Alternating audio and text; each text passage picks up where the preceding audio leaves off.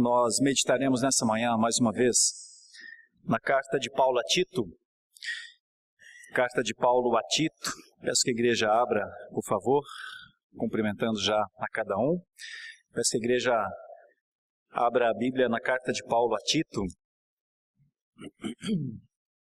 Estou caminhando para o final da carta de Paulo a Tito. Temos várias dessas meditações nos nossos canais de mídia, de forma que se alguém quiser acompanhar como foi a plantação de uma igreja na ilha de Creta, aqui nós temos algumas contribuições, trazendo para os dias atuais as aplicações acerca da importância de uma igreja. Nos dias atuais, fazer parte de uma igreja pode ser algo extremamente pessoal e subjetivo, motivado por gostar dela ou não. É uma das possibilidades para alguém fazer parte de uma igreja. Gosto dessa igreja, fico. Não gosto, não fico, procuro alguma, talvez. Fazer parte de uma igreja nos tempos apostólicos não passava por este crivo exatamente. Passava por um entendimento que Deus estava formando algo diferente.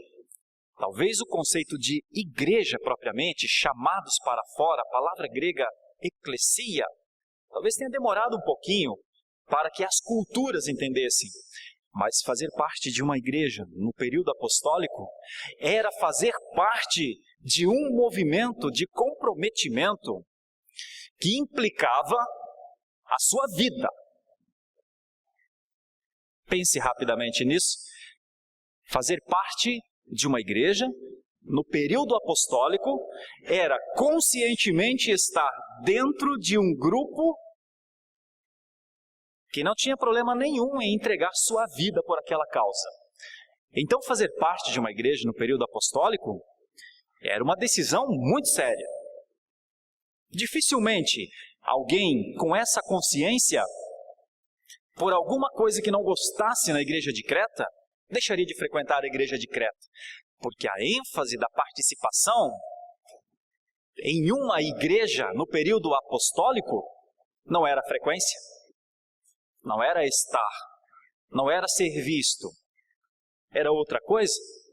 Era fazer parte de um movimento de resistência, até quando eles não estivessem no salão, na casa onde a igreja de Creta estava reunida.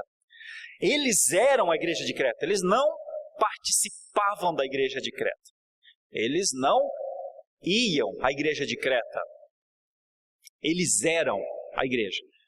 Quero trazer nessa breve introdução uma noção do conceito da importância de igreja no período apostólico.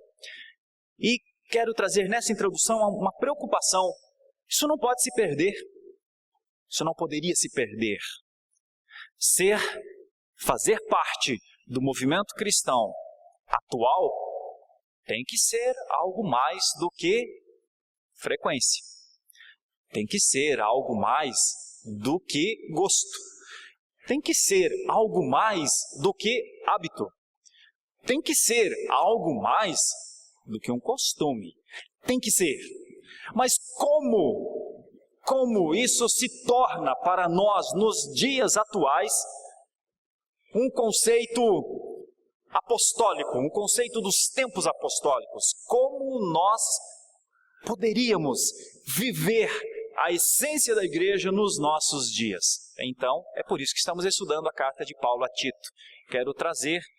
Tive a intenção de trazer, ao longo destes meses estudando essa carta, o significado, o que é a presença de Deus na igreja, o quanto Deus está implicado com a igreja, o quanto Deus está com o seu nome empenhado na igreja. Isso nós vemos na carta de Paulo a Tito. O quanto a importância acerca da doutrina sã é fundamental no movimento de resistência. Isso está na carta de Paulo a Tito.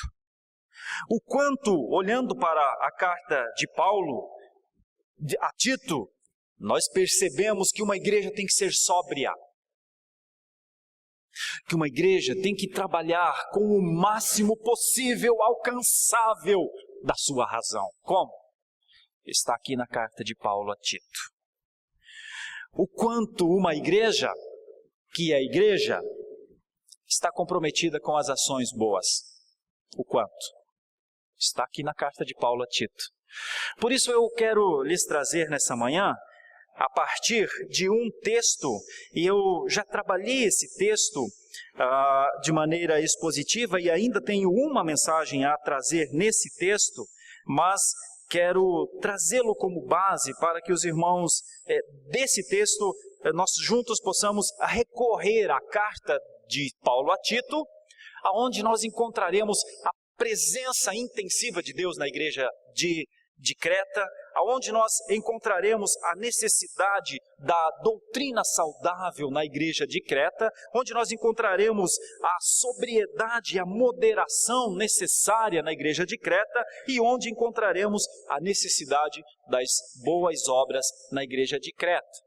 E ao final, pensaremos rapidamente o que podemos aprender disso e como podemos, nos dias atuais, repropagar essas verdades tão importantes, tão fundamentais, que Deus quis que aquela igreja tivesse. Então eu os convido a ler o texto de Tito, capítulo 3, dos versículos 4 para frente.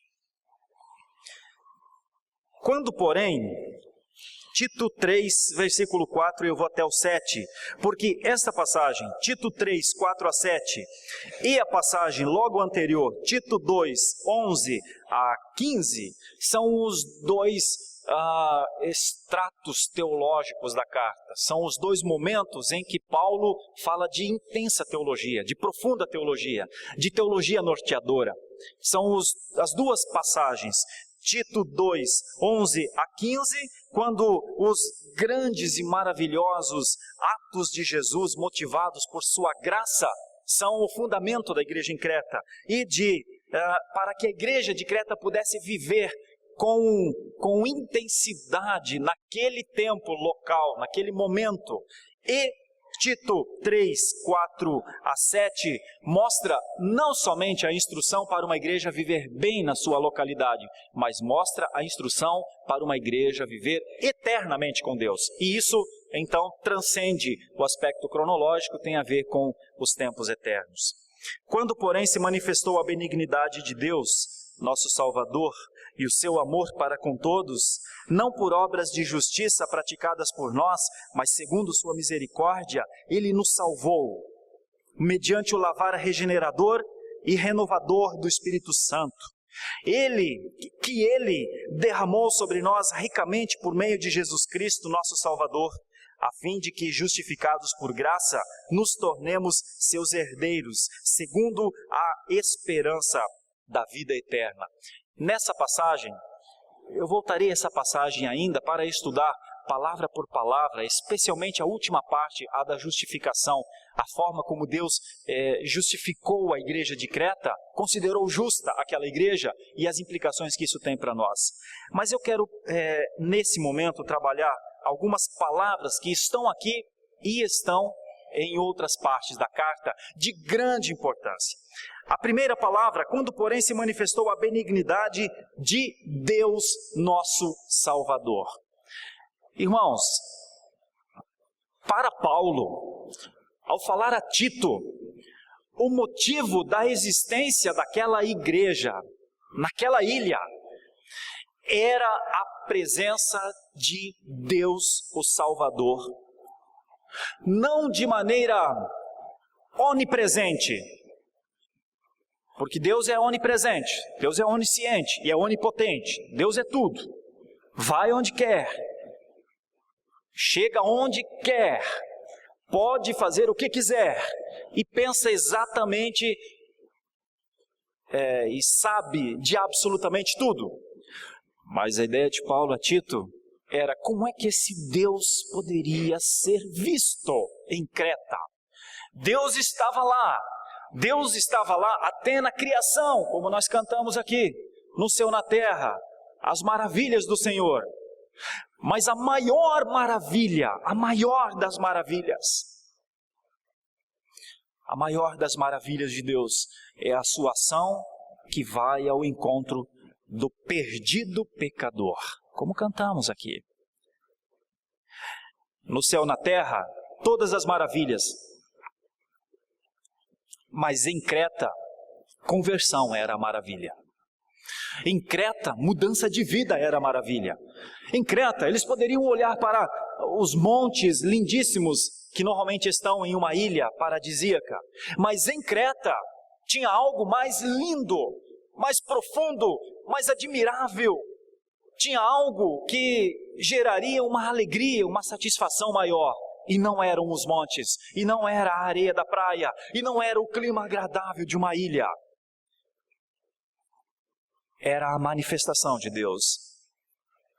A igreja de Creta não poderia ser a igreja do turismo das igrejas do século I.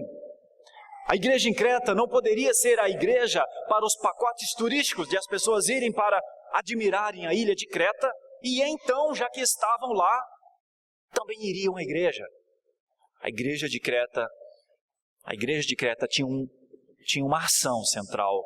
E essa palavra Deus, ela aparece sobejamente na carta de Tito. Para ser exato, ela aparece 6 vezes. Veja em Tito 1, versículo 3.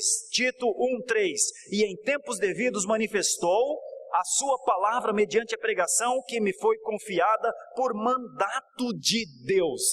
Em outras palavras, Deus mandou que uma igreja existisse.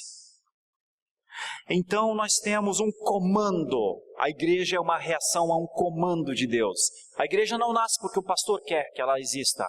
A igreja de Creta não nasceria porque Tito desenvolveria uma ideia pessoal de que era importante e necessário para Creta. A igreja nasce por um comando. A igreja nasce por um mandato de Deus. Se não for por um mandato de Deus, não é igreja. Veja logo a seguir, a Tito, verdadeiro filho segundo a fé, comum, graça e paz, da parte de Deus Pai e de Jesus Cristo, nosso Salvador. Essas duas expressões que vêm de Deus e que são necessárias e que é maravilhoso ver na igreja, é graça e paz. Muitos usam essas duas expressões de maneira hoje tão fracionada do seu sentido original, mas essas duas palavras têm a ver com alegria e tranquilidade. A graça, a palavra grega para graça é uma palavra muito próxima da alegria espiritual, da alegria da salvação. A igreja é uma comunidade de gente que pela sua salvação, o seu jeito de viver mudou. E uma das coisas mais magníficas na vida de uma igreja é sua alegria por ser igreja. Mas logo a seguir, vem o conceito de tranquilidade, vem o conceito de apaziguamento, vem o conceito de uma convivência saudável, sem as exigências de um para com o outro. Note, isso parte de Deus. Quando Deus idealizou uma igreja, Ele comanda a igreja e parece que Paulo está dizendo a Tito, duas coisas Deus encaminha, a graça e a paz, sempre levando em conta a centralidade de Deus. É Deus que diz, da parte dele, Paulo diz.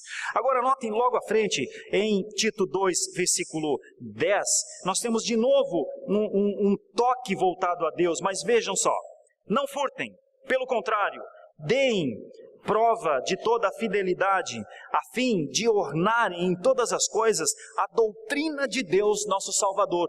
Veja só, a igreja de Creta tinha um conjunto de ser uma ordem de Deus, uma igreja que poderia viver em alegria e paz, mas uma igreja com conceitos, uma igreja com doutrina, uma igreja que a doutrina tinha uma série de instruções. Então nós temos da parte de Deus, na criação de uma igreja, a igreja de Creta, a implicação do testemunho visível dos crentes. E aqui começa a pegar. Como eu faço parte de uma igreja em Creta, com um testemunho visível. Qual é o testemunho visível necessário para os membros da igreja em Creta? Uma das primeiras coisas, logo depois, no versículo 13, ainda com ênfase na pessoa de Deus, 2:13, aguardando a bendita esperança e a manifestação da glória do nosso grande Deus e Salvador Jesus Cristo. Irmãos, uma das primeiras coisas de uma igreja alegre, tranquila, de uma igreja comandada por Deus, de uma igreja com uma implicação de testemunho universal, é uma igreja cheia de esperança. Irmão, você pode ter muita esperança na sua vida, mas eu vou lhe dizer qual é a melhor esperança da sua vida. O dia que o Senhor Jesus romperá os limites da existência e virá ao teu encontro para dizer: vamos para casa. Você pode ter muitas esperanças na vida, você pode ter muitas expectativas, mas nenhuma superará o dia que o Senhor Jesus vir ao seu encontro e falar: vamos para a glória agora. É agora a hora da glória. E essa esperança estava na igreja apostólica. A esperança da glória, a manifestação do nosso grande Deus. Irmãos, tudo que nós temos para viver no nosso dia, nós temos a Escritura. Mas haverá um dia que nem da Escritura nós precisaremos mais. A Escritura é para agora. Haverá um dia que nós viveremos pela glória de Deus. Isso não pode se perder, porque isso é proposta, isso é coluna, isso é baluarte, isso é estrutura, isso é pilar da igreja, como o reverendo Erle leu na introdução litúrgica. Isso é a igreja. Uma igreja sem esperança é uma igreja perdida nos tempos, sejam tempos atuais, sejam tempos eternos. Uma igreja não pode se perder no alvo, na coroa da glória, no foco que está lá para frente. E esse foco que está lá para frente, você pode ter certeza, tem a ver com a volta de Jesus. Note, nós estamos tratando de conceitos fundamentais de Deus, como Ele aparece na igreja de Creta. Mais duas coisas, Tito 3, versículo 4, como nós já lemos. Quando, porém, se manifestou a benignidade de Deus, nosso Salvador, e o seu amor para com todos. Em algum momento na história, Deus se manifestou à igreja de Creta. E como é que Deus se manifesta na igreja de Creta? Com duas coisas fundamentais, que fazem parte da característica de Deus. E eu tenho falado muito isso, com o amor moral. A benignidade de Deus chegou em Creta porque um pregador ficou naquele lugar para dizer: Deus deixou o seu filho morrer por vocês, cretenses. E os cretenses sentiam-se evoluídos culturalmente. Mas como uma cultura se adequa a esse tipo de pensamento? Então, boa parte da cultura de Creta disse: nós não queremos isso, essa fé nós não queremos. Deus continuou amando Creta por seus pregadores, por sua igreja, dizendo: mas Deus enviou o seu Filho. E logo depois dessa expressão, amor para com todos, que no texto não existe, o texto original não tem essa expressão, amor para com todos, uma ideia ágape pantos, por exemplo, não tem? É filantropia. Essa era uma característica da igreja apostólica, meus irmãos, a filantropia, porque a filantropia tem origem em Deus. A filantropia tem origem na essência de Deus.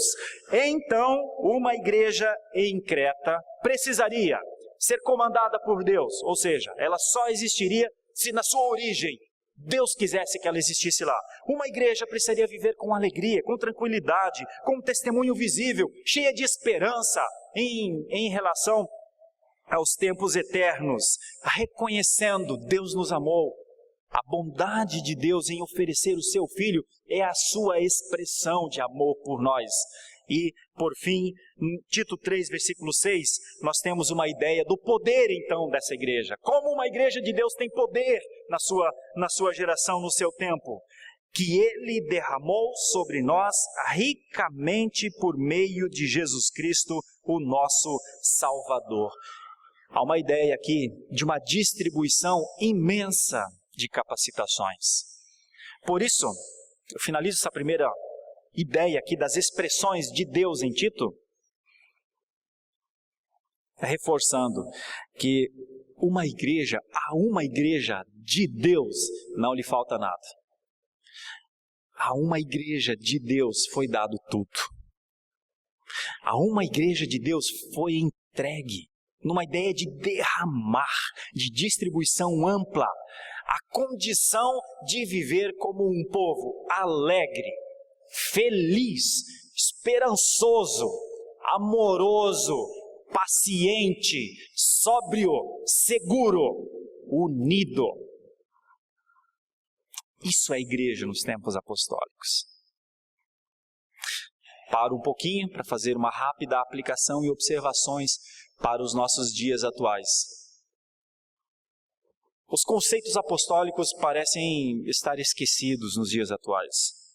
Nos dias atuais, quando se pensa em igreja, não se pensa mais com essa ênfase, com essa participação, com essa alegria na participação, com o risco de ser tão diferente da cultura, que é possível que nem sejamos aceitos. Nos dias atuais, membros de igreja são aceitos em todos os lugares. Nos dias atuais, a maioria das pessoas nem sabe que os membros de igreja são participantes da igreja, porque nos dias atuais, ser participante de igreja é ir para a igreja, é ser parte, é ouvir a pregação, é cantar hinos. Mas eu gostaria de aplicar o sentido de igreja apostólico ao seu coração. Eu gostaria de te convidar a, num esforço, voltar a Creta 2000 anos atrás e imaginar-se fazendo parte de uma igreja que ame a Deus de tal maneira, mas com tanta força, com tanta convicção, que a ilha de Creta inteira saberá que você é uma filha ou é um filho de Deus. Eu gostaria de pensar na possibilidade disso acontecer hoje com a sua vida. É possível? É possível que o seu raio de amizades saiba que você vive em uma igreja porque Deus estabeleceu por seu comando que aquela igreja viveria em graça, em tranquilidade, esperando a glória, porque ela é objeto da bondade moral de Deus e porque foi distribuído a ela, pelo Espírito Santo de Deus, a condição de viver de maneira diferente. Tem uma outra ideia, a questão da sã doutrina. Porque fazer parte de uma igreja lá no período apostólico tinha a ver com o aspecto saudável do pensar, com o pensamento sadio. Fazer parte de uma igreja era uma cura ao pensamento distorcido do seu tempo. Veja só, se você olhar para Tito 1:9, você vai perceber a importância da sã doutrina e como deve ser a ação nossa em relação à sã doutrina. Tito 1, versículo 9. Apegado à palavra fiel, que é segundo a doutrina, de modo que tenha poder tanto para exortar pelo reto ensino, como para convencer os que o contradizem. Em relação à sã doutrina, Paulo diz a Tito, fica perto, fica junto, fica agarrado, põe uma conexão, amarra você mesmo, ou amarre-se a isso. Porque em algum momento o homem é a expressão do que ele pensa. Nós somos expressões vivas dos conceitos que nós temos. E aqui para Paulo a doutrina não poderia ser doentia, os ensinos não poderiam ser confusos, os ensinos não poderiam ser subjetivos. Havia uma doutrina especial aqui em Tito 1:9, e essa expressão doutrina em Tito 1 é a palavra didaquê. Há um ensino didático, a igreja é uma comunidade didática.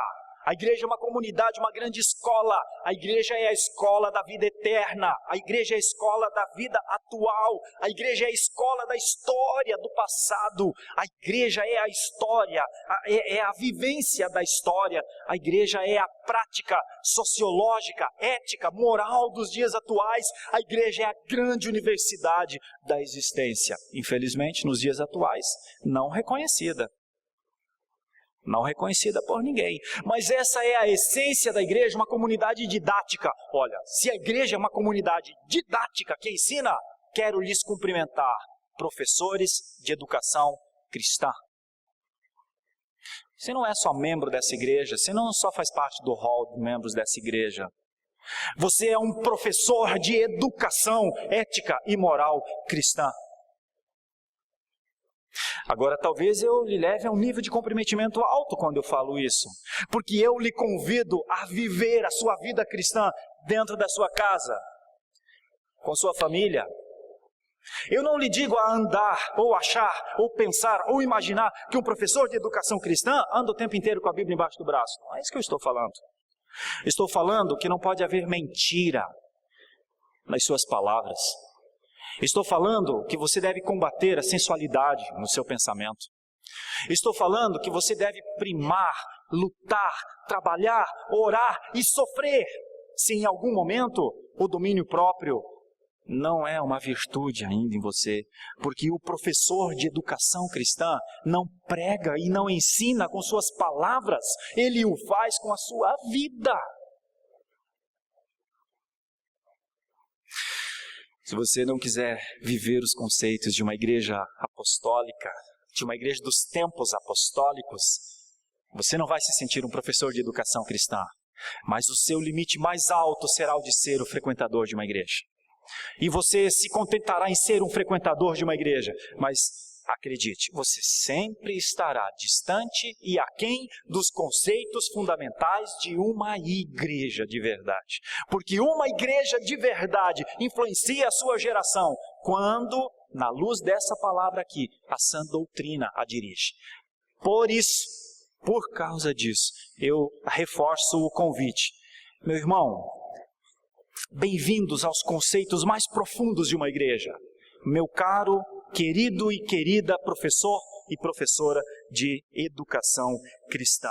Por que tudo isso? Veja Tito 1:13, Tito 1:13, a importância da sã doutrina. Tito 1:13, tal testemunho é exato, portanto, repreende-os severamente para que sejam sadios na fé.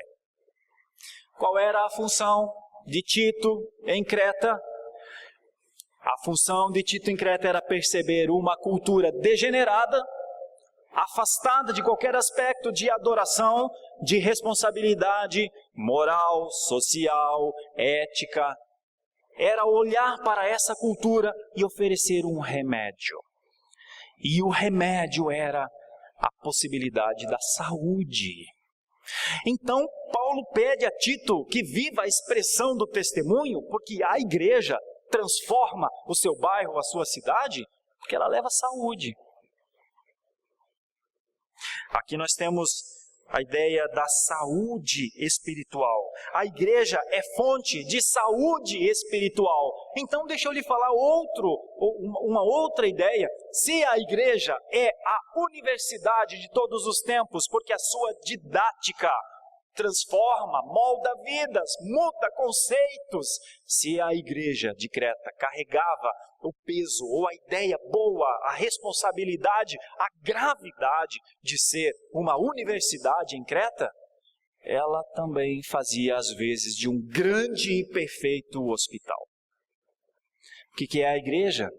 A igreja é a oportunidade de que saúde espiritual chegue às casas, irmãos. Isso é a igreja. Então, me permitam a liberdade de fazer mais um convite. Você não é só um professor de educação cristã, você é um profissional de saúde espiritual. Você é um profissional disposto nas mãos de Deus para que haja cura nas casas. E eu não estou falando da cura do machucado, não estou falando disso. Eu estou falando da ideia de uma saúde espiritual que eu e você, como igreja, mas isso não se faz com a ideia de frequentar uma igreja. Isso se faz com a ideia de, isso aqui eu sou, isso aqui é a minha igreja, isso aqui eu penso, isso aqui eu vivo.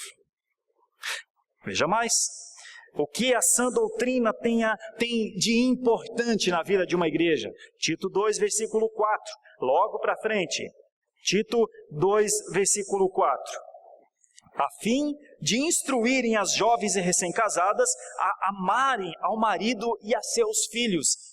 A sã doutrina contribui para que quando a família nasça, ou quando ela esteja ali no começo, ela tenha os melhores elementos, as melhores instruções, as melhores condições para que ela seja uma família que cresça dentro dos limites saudáveis.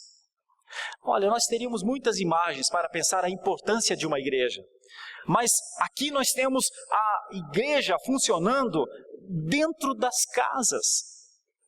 Então a igreja era para que a instrução que pessoas recebessem na comunidade fossem usadas dentro das casas. Quero lhes fazer um pedido. Quero lhes fazer um convite. Quero, numa aplicação do termo estrito aqui, da instrução, sugerir uma coisa a você, querido irmão, querida irmã da Igreja Presbiteriana de Santo Amaro. Converse sobre Bíblia em casa, com seus filhos. Quando puder, quando for almoçar agora de meio-dia, se tiver a oportunidade de almoçar com a sua família em casa, pense um pouquinho, fale com seu filho sobre isso. Instrua, leve a boa teologia para casa. Leve a boa teologia para o pai, para a mãe. Viva isso. Não porque eu estou falando, porque esse é um conceito de igreja do período apostólico. Eles levavam para dentro das suas casas a instrução. Então, aquilo que vivemos aqui, exercitamos lá. Senão, nós só vivemos as coisas boas e bonitas de Deus, nos alegramos com Deus aqui, mas quando chegamos em casa, nossas conversas, nossos pensamentos, eles são todos voltados aos fenômenos do nosso dia. Mas aqui, há uma margem, pelo menos, de interpretação para dizer que a instrução às esposas amarem seus maridos e seus filhos era uma instrução das senhoras mais idosas para as mais novas. Isso era dentro de casa.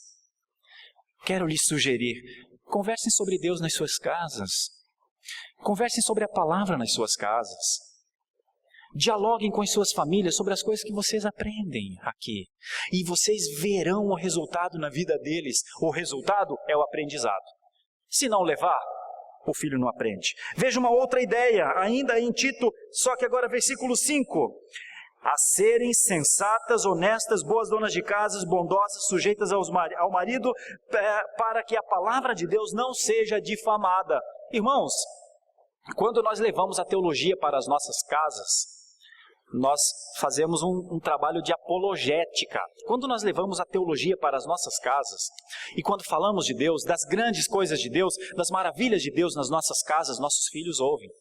Aqui ainda está relacionado às jovens casadas, para que elas tivessem uma série de virtudes. Mas eu quero lhes dizer, aplicando isso à família, quando nós falamos das coisas boas de Deus na nossa casa, quando nossos filhos ouvirem lá fora sobre Halloween, ouvirem lá fora sobre Carnaval, quando nossos filhos ouvirem lá fora sobre as idolatrias do nosso país,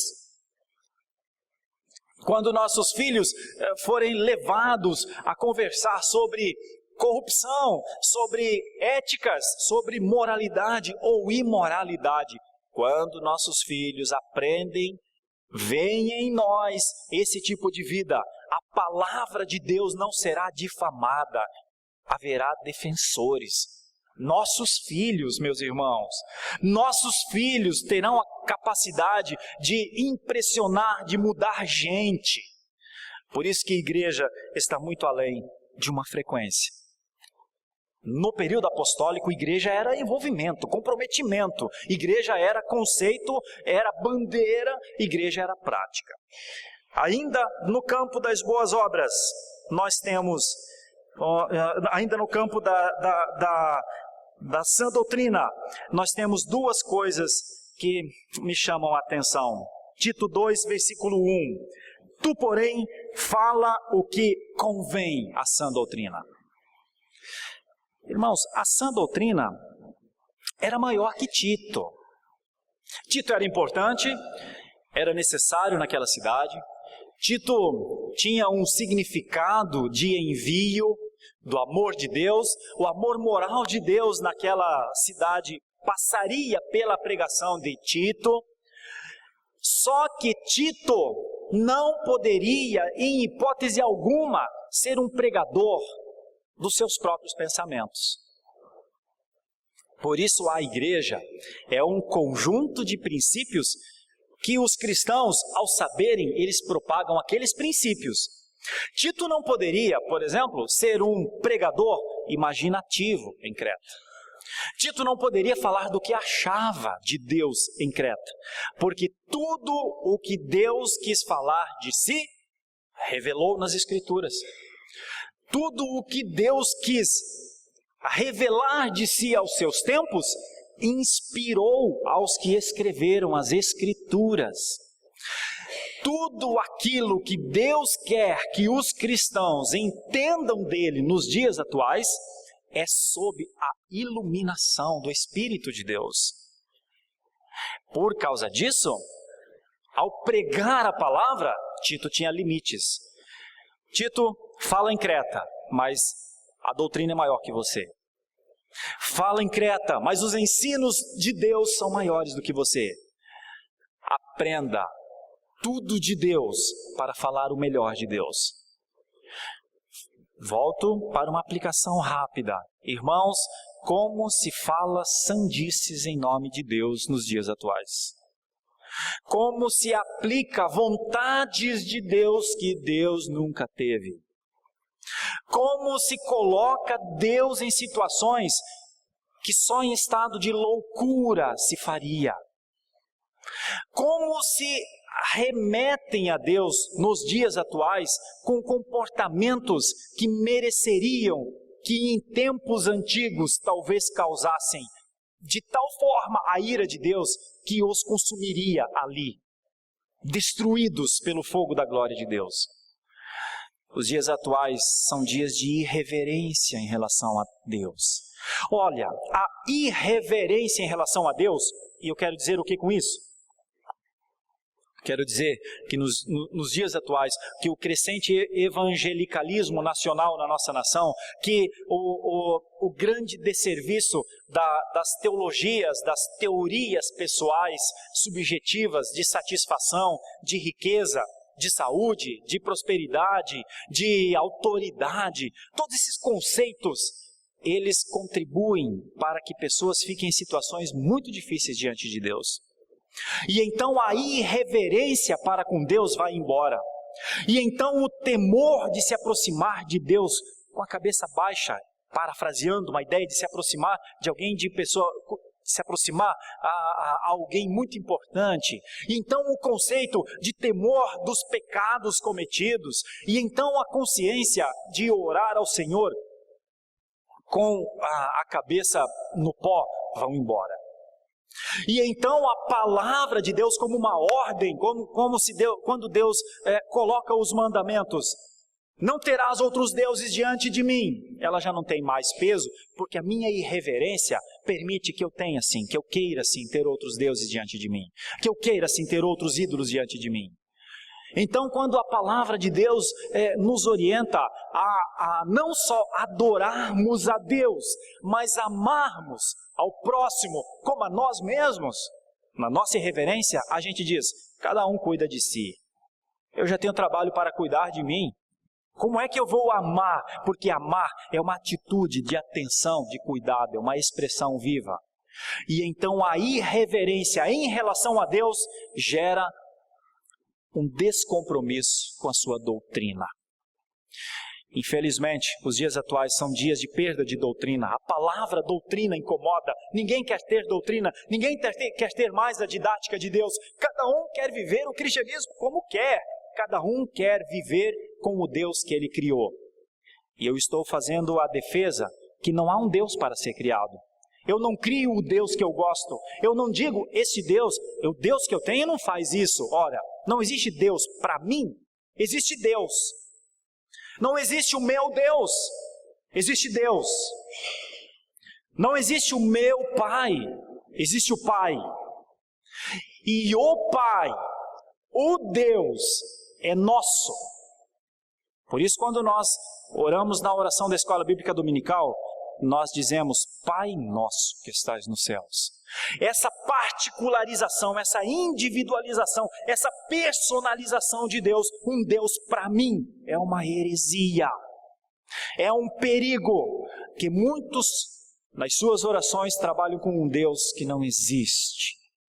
E a maioria das igrejas atuais adoram, servem ou idolatram um Deus que não existe. A consequência disso é que essas igrejas também não existem. Ora, se o Deus delas não existe, elas existiriam? Se igreja é um start do comando de Deus, se igreja é idealizada por Deus, se igreja tem um conjunto didático de doutrinas, se igreja tem um conjunto didático de ensinos, então vocês acham que esse Deus pessoal criado para atender às minhas necessidades é o Deus que funda as igrejas?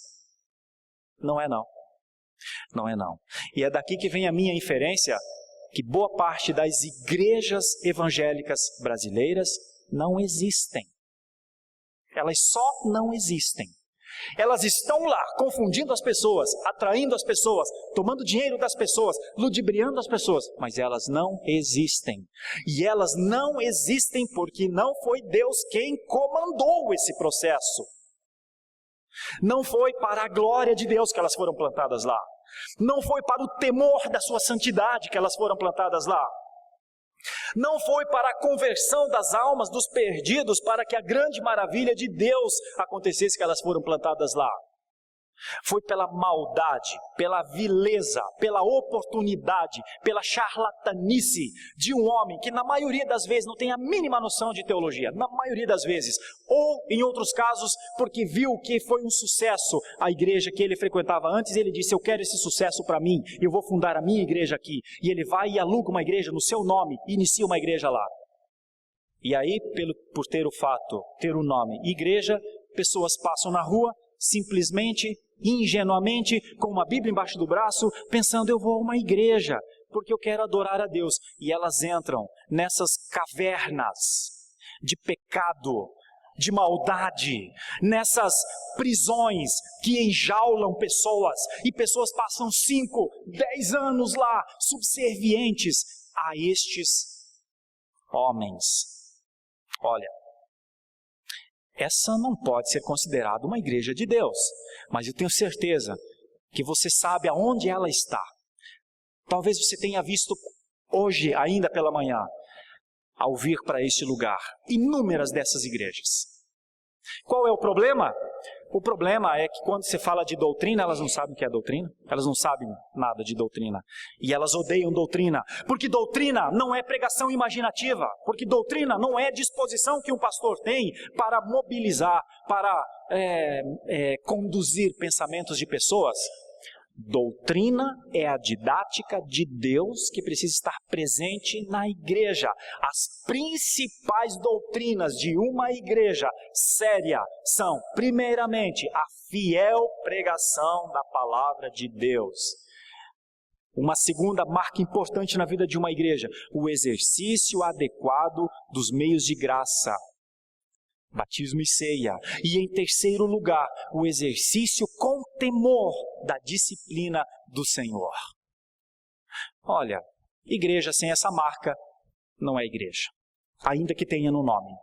Por isso eu trago para o último tópico dessa sã doutrina, mostrando aqui em Tito 1, quando Paulo diz a Tito, tu porém fala o que convém a sã doutrina, é assim, Tito, tu não pode criar a tua igreja da forma que você quiser. Tito, tu criarás uma igreja com base na soberania de Deus. Tu criarás uma igreja com base na eleição de Deus. Quando Paulo fala no começo da carta, Paulo diz Paulo, servo de Deus e apóstolo de Jesus Cristo, para promover a fé que é dos eleitos de Deus. Então, aqui está Tito, um homem para falar da doutrina da eleição, um homem para falar da doutrina da graça de Deus, um homem para falar da doutrina da fé em Deus, um homem para falar da doutrina fundamental da redenção. Tudo o que Tito quisesse falar fora disso seria teologia imaginativa, condenada na reforma por nosso reformador João Calvino. Por isso, irmãos, a sã doutrina é uma manifestação necessária e ela caracteriza a existência e a legitimidade de uma igreja. Por último, Tito 2, versículo 8, fala ainda de sã doutrina e traz um novo peso ao conceito e à importância da sã doutrina. Vou começar no 7. Torna-te pessoalmente padrão de boas obras. No ensino mostra a integridade, a reverência, linguagem sadia, irrepreensível, para que o adversário seja envergonhado, não tendo indignidade nenhuma que dizer a nosso respeito. Irmãos, quero concluir essa parte, porque eu voltarei ainda para falar sobre sobriedade, moderação e boas obras em outra oportunidade. Mas eu quero concluir esse último tópico sobre a presença de Deus e a sã doutrina na vida da igreja, com uma implicação fundamental, a da conduta. Irmãos, a idade, muitas vezes, a nossa forma de ser, são vilões que nos acompanham e são causas de nossas angústias diante de Deus. O que Paulo está propondo a Tito é que ele, primeiramente, seja de uma integridade e de uma reverência que seja expressa na sua forma de falar, na sua forma de se expressar, na sua forma de conduzir a situação, na sua forma de dialogar. Irmãos, vou falar devagar, com cuidado. Um determinado dia, com isso explico o que eu quero dizer. Um determinado dia, há um tempo muito distante, há uns 10 anos atrás, mais ou menos, eu combinei com uma família de fazer uma visita. E então, marquei a hora. Chegaria na casa da família 7 horas da noite, mas me atrasei. Eles me esperaram 7 horas, eu não cheguei. Eu cheguei umas 8h15 mais ou menos. Quando eu cheguei, desci do carro, era um portãozinho baixinho, abri o portãozinho, fui caminhando, fui chegando perto, comecei a ouvir os gritos que vinham de dentro da casa. Eram gritos muito horríveis. A mulher estava numa expressão de ira, xingando em níveis absurdos seu filho. E eu comecei a ouvir aquele xingamento alto, descontrolado daquela mãe. E parei. Dali a pouquinho, o marido entrou, eu passei a ouvir a voz dele também. E ele começou a brigar com ela, apontando que ela não tinha autoridade para falar aquilo ao filho, porque ela também fazia aquilo e aquilo e aquilo. E falou algumas coisas bem estranhas que aquela pessoa fazia. E ela se voltou para ele e falou que ele também não tinha autoridade para falar isso dela, porque ele, o marido, também fazia isso e aquilo. E enquanto isso, nessa briga generalizada, pai, mãe e filho, eu estou do lado de fora da porta. Toco a campainha? Digo boa noite, desculpa o atraso? Digo, irmãos, que alegria encontrar vocês. O que eu digo? O que eu faço? Para onde eu vou? Digo, desculpa, irmãos, local errado na hora errada? O que se diz numa hora dessa? Bom, eles falaram, pena que eu não anotei o que cada um dizia um do outro, mas eles falaram, brigaram, bateu-se porta e tudo mais. E eu do lado de fora, toquei a campainha. Demorou um pouquinho, alguns minutos, minha irmãzinha abriu a porta. E me recebeu muito bem. E 3 beijinhos, smack, que bom, desculpa, não cheguei na hora, mas que bom que o senhor veio, estávamos lhe esperando com alegria, pastor. Que bom que o senhor veio à nossa casa, ótimo. Pastor, vou fazer um cafezinho, até comprei um biscoitinho, vamos lá. Amor, pastor chegou.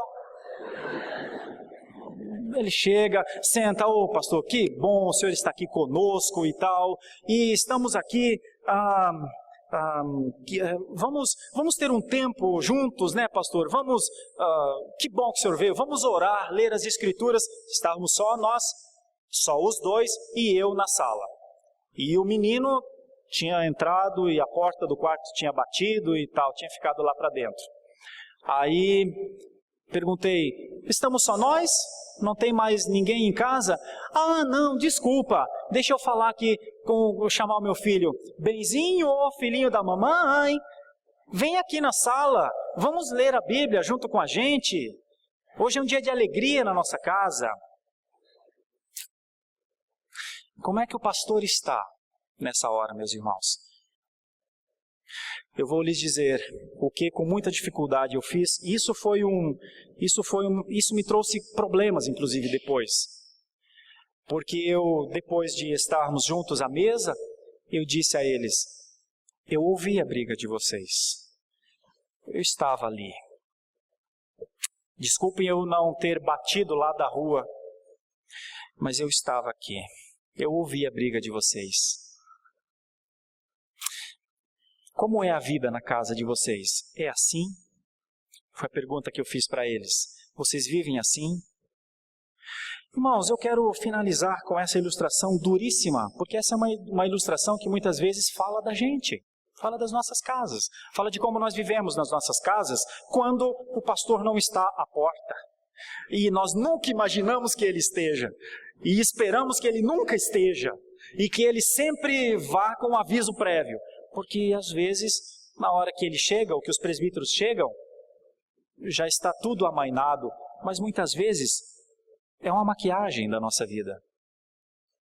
Ok, eu quero concluir dizendo que a sã doutrina tem implicação prática na conduta, que a sã doutrina é vivida, que a sã doutrina é um conjunto de ensinos que a gente vive por eles, vive por elas, e não foge disso. E quando a gente escapa disso, a gente tem que voltar imediatamente. E quando em algum momento o domínio próprio vai embora, o amor se esfria, a esperança não é presente, e quando as nossas ações são ações que envergonham a santidade, a beleza do Senhor, nós estamos errados quando isso acontece. Nós temos de voltar imediatamente. Por isso eu comecei esse tópico dizendo, me permita sugerir uma boa conduta cristã na sua casa. Mas eu não estou falando do seu marido, da sua esposa ou do seu filho. Estou falando de você e de mim. Isso é igreja. Então, não haverá uma cruz em cima da sua casa identificando, aqui tem uma igreja.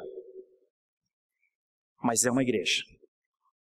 Não haverá uma placa ou um pastor falando sobre as loucuras dos dias atuais. Mas haverá um sacerdote no lar. Haverá uma esposa submissa aos ensinos da palavra de Deus. E haverá filhos sendo instruídos no bom caminho. É assim que a igreja vai para as casas. Oremos. Fechemos nossos olhos por um instante. Grande e eterno Deus,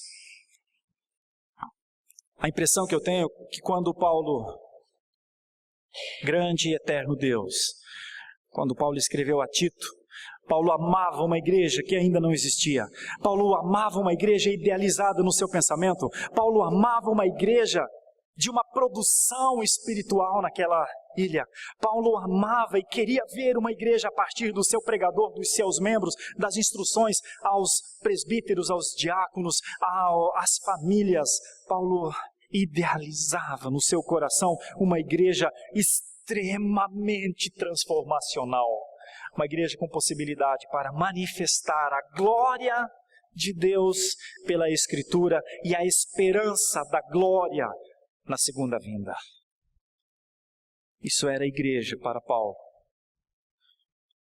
E nós nos perguntamos nos dias atuais, o que é ser membro de uma igreja para nós? Abençoa-nos, Senhor, com os entendimentos corretos.